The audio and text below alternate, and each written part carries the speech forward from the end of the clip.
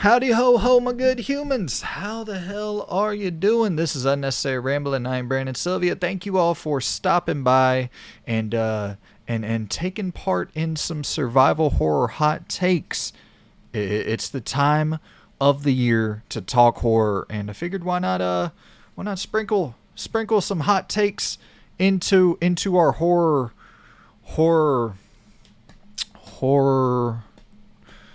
ham horror ham alliteration. But make sure to hit me down in the comments below with your horror hot takes, some things you think you might be in the minority on in your opinions within the survival horror genre. But let's go ahead and kick this shit off. I'm gonna work my way up the spicy scale. So I'm gonna start off with some mild spice here. And that is that I think this generation, the ninth generation, the generation we are currently in, PS5, Series X, I think this generation is on track to be a better generation for survival horror than what is, commonly considered the best generation, the fifth generation, the PlayStation 1 era.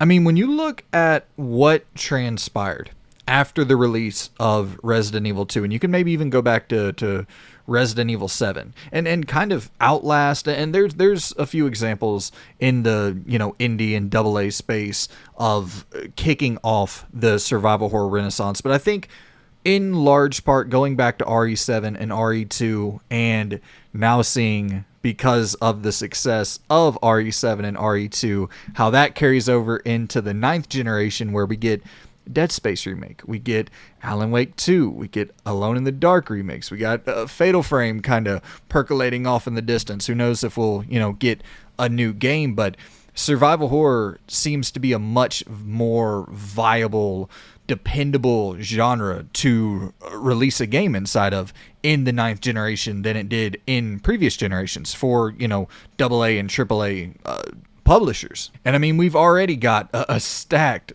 list of games with, like we talked about, RE4 remake and Alan Wake 2 and Dead Space and RE8, and we're probably going to get RE9 and maybe even RE10 before the end of this generation, and unfortunately probably the Resident Evil 5 remake as well. I'm hoping to God that we get Code Veronica, or even an RE1 remake. I'd be totally down for an RE1 remake. And I mean, even like Silent Hill 2 coming back, Konami coming back into the fold, and Ubisoft doing Assassin's Creed, that Hexe game, Ubisoft doing a horror game that'll probably be after the Codename Red game, which is, I assume, 2025, so probably end of the generation for Hexe. But Ubisoft making a survival horror game, or somewhat survival horror. I'm sure it's more like stealth-based assassin horror, or maybe full-on like RPG horror, which I would be totally down for that. And we'll talk a little bit more about that in a bit, but it just seems to be a real renaissance. Obviously, we have Supermassive cranking out games on a very, very regular basis. Super dependable studio in the horror genre.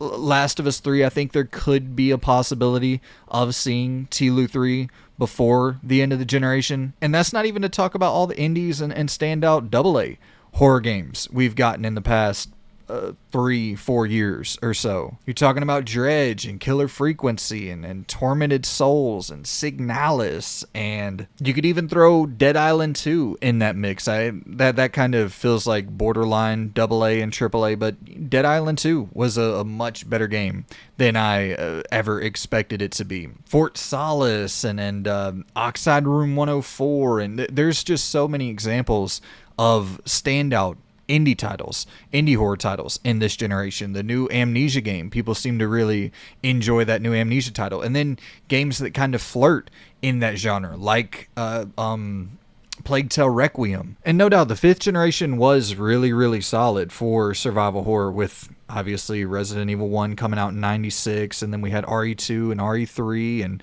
you had very, very strong titles in the fifth generation. The first Silent Hill game, we had the Dino Crisis games, some of like Kudelka, and you had strong survival horror titles in the fifth generation. But I think the thing that people kind of can get mixed up is that a lot of that success carried over into the 6th generation. So while Silent Hill 1 was incredible, Silent Hill 2 and 3 both came out on the PS2 and OG Xbox.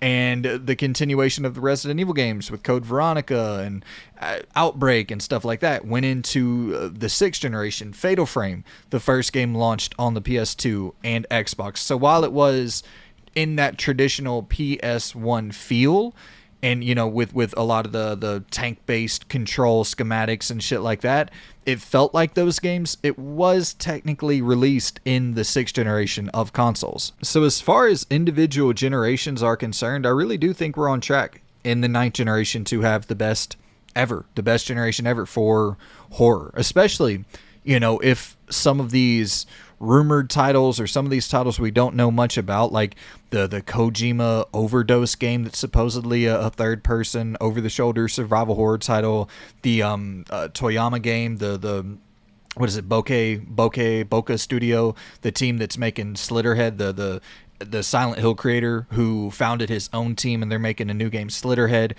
which I think is going to be a little bit more action-oriented. But if that comes out and lands in a big way, there's rumor and an Easter egg in Hi-Fi Rush that we might be getting the Evil Within 3, which, I mean, that's a dream come true to me. There's maybe no game that I could possibly want more than the Evil Within 3 with a, you know, full Microsoft budget. So yeah, I mean, just the fact that it seems like a much more viable and vibrant genre to release games inside of for big publishers, I think we're on track for some really, really good stuff, and we still got quite a ways to go. This is just what we know about so far, and I mean, I left so many games out. There, if you look in the indie space of what's going on in development for survival horror games, they got, like, you know, full-on dinosaur games in development, like a first-person shooter dinosaur title. I forget the name of it. Looks damn promising. There's so much cool stuff going on in the indie space for survival horror games, so it's going to be a good generation. I'm really excited. It's been a great generation so far, and I think it's just going to keep getting better. And heading into my next hot take, and this actually might be less spicy than the one before, so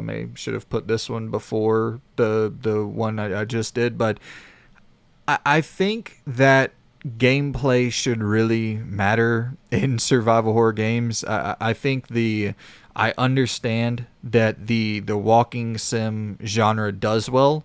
You know, I understand it's much easier to create, much less taxing mechanically for indie developers, and I totally appreciate that, respect that. But I just think that formula is getting a little bit stale, in my personal opinion. I don't think there's anything inherently wrong with walking simulators. I really hope to see some iteration within that genre moving forward. And even, you know, like we talked about a second ago with Fort Solis, that's a game that I really do think iterates on that pretty well established formula where, yeah, Fort Solis is a true blue walking simulator. You literally can't run in the game.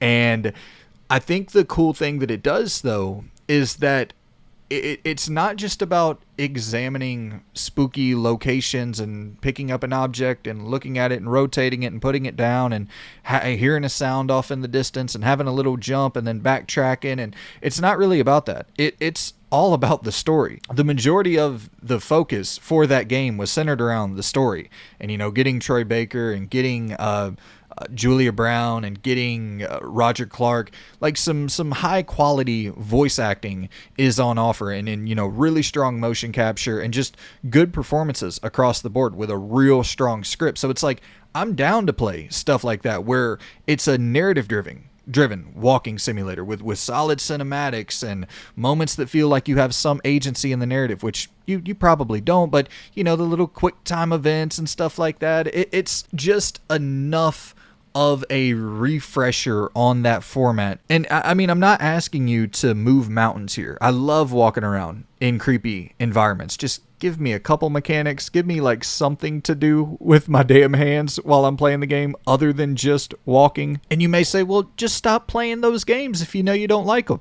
And I agree with you. The problem is there's a few that I end up liking, and it's like, well, damn. Now I want to try all of them to see which ones click with me. That's a me problem. That's not a you problem. And hey, these games seem to do well. Indie developers seem to be able to get them out on a pretty consistent cadence. And so I don't think they're going to go away. For any of you out there who do like them, shout out to you. Most of them just aren't for me anymore. Next up, we got one where I'm seeing some revisionist history taking place. And that is with the Winter Saga, the RE7, RE8, Ethan Winters and Mia and Rose and, the Winters family. I thought we all could collectively agree that family and that story just in general kind of sucked. But I've been seeing a lot of revisionist history on this as of late. I've seen a lot of people kind of coming around and standing for Ethan a little bit. And I think you people might be crazy. There was literally nothing about those stories. It was they were both presented well, RE7 and RE8. Pretty solid presentation. But those stories, other than, like the villains were strong, Lady D was strong, and Heisenberg, and the Baker family, and that setting was great. But, like, in terms of the actual plot regarding the Winters family, like, I thought we all just kind of collectively agreed that nobody cared about that. We were just there for the solid ass first person shooter, the spooky vibes, the fact that Resident Evil was kind of going back to basics with survival horror. But I guess there were some people out there who enjoyed that story, and I'm not one of them. I am absolutely not one of them. I am so happy we are moving on from that saga. I am so thrilled to get away from that shit. All right, next up, we're getting a little bit spicier. This is coming for all my hardcore horror fans out there. I think I might get crucified for this one. And that is that I find backtracking to typically, emphasis on typically, not always, but typically, I find backtracking to be miserable. I know the hardcore community out there is very persistent with the belief that if backtracking isn't in their survival horror games, then it is not an actual survival horror game. And I totally disagree. I totally disagree with that notion. And I actually have another, we'll kind of lump these two in together. We'll talk about the backtracking first, but another unpopular opinion I have is that we got to quit gatekeeping as horror fans and just welcome with open arms all these other games attempting to blend genres, and, Dying Light blending the action and blending the horror. And then, I hear, not often, it's not as bad as like the metal elitists and shit like that, where that's not metal, bro, that's butt rock, or it's not as bad as that. But you will hear often like, oh well, that's not real survival horror, that's not real horror. It's like, dude, who gives a fuck? Who gives a fuck? If we're killing a damn zombie in a video game and having a good time doing it, let's just embrace it with open arms as horror and get more developers and more, big AAA publishers on board to attempt something unique in the horror space. But before we get on to that, let's talk about backtracking first. I think that it can be awesome. When it's implemented correctly, it can be fantastic. Resident Evil 1, Resident Evil 2, Silent Hill 2, it can be fantastic when done right. But I think most survival horror games would benefit from clicking down on the damn thumbstick and having a line under your feet in the same way that you do in Dead Space. Call me a casual, call me whatever you want. I love that feature so damn much because it just removes the tedium, and then I just get to engage with the stuff that I actually want to engage with, which is almost never backtracking. And if you look at all the games that do backtracking the best, one or two things are true with almost all of them. They either, one, have an excellent map that makes the experience so seamless, or two, they have a very, very, very small world for you to explore. And you'll hear people being like, but dude, being lost adds to the fear, man. And once again, I just totally disagree. I just think it adds immense frustration and almost nothing else. Like, I don't and maybe this is just because I've been playing horror games for so long, I rarely get scared by horror games. But kind of continuing off of the point that I was making during the last point, talking about the backtracking, when I was discussing the gatekeeping thing with the horror community, and I really do think that we should just be a lot more welcoming to games that are trying, to somewhat merge into the horror space, and just welcome it with open arms as a horror game. Let people call it a horror game. Let it identify as a horror game. Let it use that as a marketing tool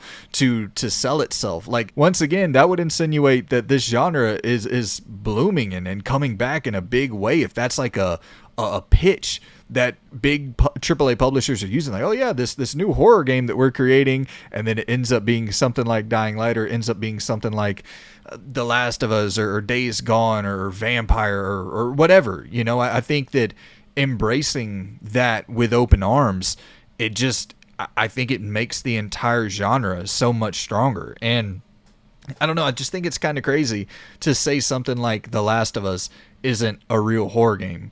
It's like, because it dared to tell an actually interesting story, that somehow makes it not a horror game, whenever the entire thing is surviving the horrors of these zombies trying to fucking kill you and get this little girl to safety, and get her to a doctor who can potentially use her to rid the world of this outbreak. Like, I don't know, that sounds like it checks the majority of the boxes that a survival horror game should check. And that's the thing. I don't think survival horror games should have to check boxes. I think horror can just be anything. You know what I mean? Like, Control, I think, is by and large a horror game. Ghostwire Tokyo, I think that's a horror game. I think A Plague Tale, like we talked about earlier, I believe that is a horror game. And I'm thrilled when I see these publishers use that word in their marketing. I say embrace that. Embrace the mainstream audience that we can get. And you'll hear a lot of horror fans be like, no, we don't want normies. We don't want normies playing survival horror games. And I totally disagree, because like we talked about earlier, the resurgence that we're seeing right now in this generation, with Alan Wake coming back, and Alone in the Dark coming back, and Fatal Frame percolating, and Silent Hill 2, if that wasn't for the sales that were in large part because of the normies supporting RE2 and RE7, those other games wouldn't be coming back. So, and like I said, I don't think the majority of horror fans are doing this weird gatekeeping shit, but you see it every now and then, and it's like, I can understand somewhat where people are coming from with some of their arguments, but it's just, by and large, to me, I'm like, let's just embrace anything with a spooky tone as a horror game. Let these companies pitch it that way and sell it that way, and that just means we're going to get a whole lot more variety in this genre, and I'm totally open for that. But now, getting to my hottest take of the video so far, and this is one that probably won't go over well with certain people.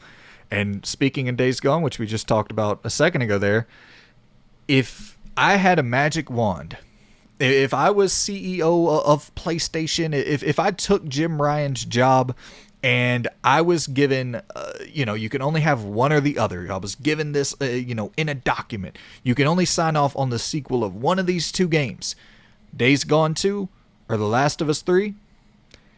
I would take Days Gone 2. I just think with the way that The Last of Us 2 ended, I do want to see more, because I'm just like, holy shit, you're going to end there with that? But then another part of me goes, well, where the hell would you go anyway? You know what I mean? Like, what would you do to retcon that? Or what would you do to continue off of that? Or like, what choices would be made? Because I left the game not liking anybody, and I get that that's the point, embracing the true horrors of humanity and all that shit. But like, I don't really know what, I don't know where we would go next for The Last of Us 3. And I think personally, there's more interesting shit in Days Gone that with a sequel could be improved more than anything we could see from the jump from The Last of Us 2 to The Last of Us 3. The Last of Us 2, mechanically, structurally, technically, is about as great of a video game as you'll ever see in your life. Days Gone 1 is incredibly ambitious and a weird, janky, unbalanced experience that you see true brilliance in that thing, but it's not fully reaching its potential. And the foundation is so strong. I mean, just looking at the design of those hordes of zombies. I'm not going to fucking use their terminology. They're zombies. The Last of Us enemies they're all damn zombies. But looking at the technology at work there with the hordes of zombies swarming at you and thinking of what could be possible on next gen hardware, it's just, golly, it's so tantalizing. And the fact that we'll never see it just because it's like, you know, a bit lower on the Metacritic average, and maybe didn't sell 10 million copies, only sold 7 or whatever the case may be. I don't know the exact numbers off the top of my head, but like that I think that's just a real bummer, because they're doing interesting stuff in that game, running out of gas and having to tend for your motorcycle, and that being like a crutch that you rely on almost too much at times, and then the second it's gone, it's like, oh fuck, what am I gonna do? You know, I'm totally isolated out here. And also, I think narratively, where that thing ends, you know, you're talking some supernatural shit that would take place in that second game, and you saw the emergence of that in you know, Days Gone 1, but I feel like that could have went to a next level as well,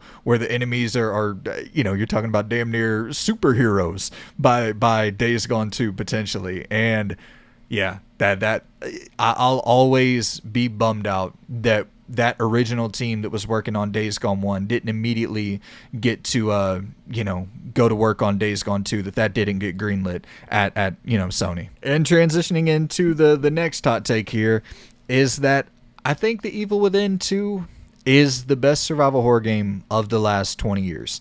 And I struggle for sure with this statement because of Resident Evil 4, the remake that came out this year. Those two are very, very, very close in my eyes. I think the one thing I would give to The Evil Within 2 over RE4, the remake, and those two games are like far and away my two favorite survival horror games of the last 20 years. It's not, there's nothing else really even close in my estimation. But the thing I would give to The Evil Within 2 over Resident Evil 4 is that the story in The Evil Within 2 is absolutely phenomenal. That story is so strong in The Evil Within 2, and also how the world adapts to the story and gets more powerful as you kind of progress through the story. I think that there's so much in the design of The Evil Within 2 that is like truly brilliant, and that idea of giving you, you know, a linear story to go through, as well as story missions that take place in the open world, but also just side content where you can go and like learn more about Sebastian, and just there's so much in that game that is obviously inspired. You know, the gunplay and mechanics do feel very similar to Resident Evil 4, but there's, you know, Last of Us influence thrown in there with the stealth, and I think the stealth is so much better in 2 than 1. You have like awesome environmental hazards, you have just such a fun playground to, you know, explore, and cool gameplay mechanics that are tied into the environments.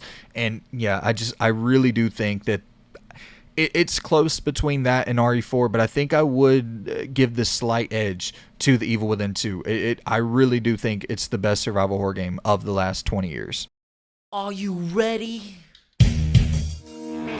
All right. And now are you ready for my spiciest of takes? This is one that it's going to get me run off the damn internet, and then I'll never be able to consider myself a horror hardcore fan ever again, which I really don't consider myself a horror hardcore fan at all. I like playing horror stuff a lot, and I try to play as much of it as humanly possible, but I'm a fan of video games, and I think that's kind of a clear distinction here in a lot of ways with this specific example that we're about to go to. And let's be clear, I've only played through Silent Hill 1, 2, and 3 so far. You know, I'm working my way through the games. But most people consider those 3 games to be the best Silent Hill games ever. And I guess once again we'll add another little hot take into this hot take. I find Silent Hill 3 to be the best of the Silent Hill games. That's not my hot take, but most people wouldn't consider that to be the best of the trilogy.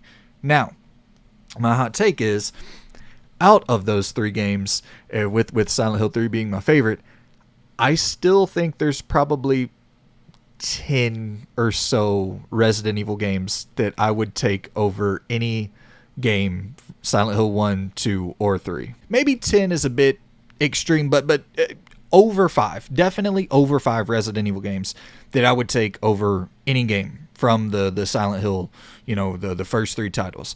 And so you're looking at RE1, the remake. I would take that over any of the games in the first 3. I would take RE2, remake, and OG. I would take...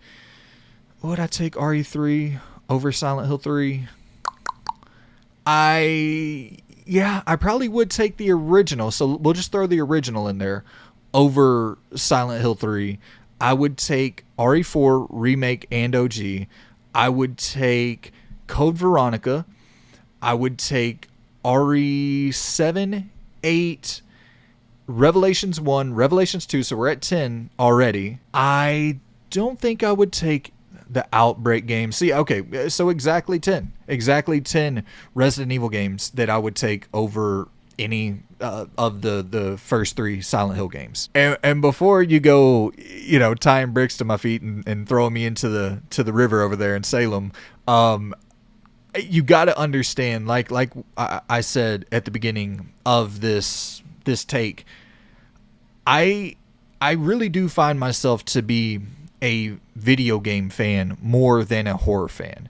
And I think it's almost inarguable that Resident Evil has just better mechanics and better gameplay than the Silent Hill games. But if you were looking for a truly psychological horror experience, you can't get much better than the Silent Hill games. If you're looking for some pretty damn challenging puzzles, if you're looking for some, maybe a little bit more tedious I still don't think it's awful, but maybe a little bit more tedious backtracking than you'll get in the Resident Evil games, and just kind of a slower, more methodical and slower paced, and like Silent Hill does that better than anybody for sure. But I kind of like a little bit more of that action approach to horror, and maybe that is why I'm so embracing of the Dying Lights and all these different formulas, because I really enjoy some good ass action in my horror games, and I like the fun, I like the camp, I like the cheesiness, the silliness of it. And I guess that's another thing, is I love horror to be kind of funny in a way, because like I said, I don't agonize over horror games. Like, I'm not freaked out or spooked out by horror games much at all at this point. I've pretty much totally desensitized. I've been playing horror games since I was, literally 4 or 5 years old. So yeah, I'll end it on that note. I know that one probably won't please people too much. I would take those 10 Resident Evil games that I just laid out over any of the first 3 Silent Hill games. I am going to continue my playthrough with Silent Hill. The 2023 was just so stupidly packed, so stupidly packed, that it was hard to really get around to my backlog much at all. And when I did have the chance to get around to the backlog, I kind of wanted to play stuff that was a little bit more just, relaxing, stuff that was just a little bit more, once again, kind of fun to me, a little bit more actiony. But yeah, I will get back to Silent Hill at some point in the future. 2024 is looking pretty light, so I think that'll be a strong Silent Hill 4 and beyond year. But hit me down below with your survival horror hot takes, things that would get you kicked off the horror, the hardcore horror committee. I guess I'm not the best with words. Of course, like the video if you enjoyed it, share it with a buddy if you feel so inclined, and subscribe if you are new and would like to see more content. If you enjoy this and would like to see more of it, guys, stick around, subscribe, and yeah, man, appreciate y'all for tuning in. I will see you good people in the next video. Goodbye.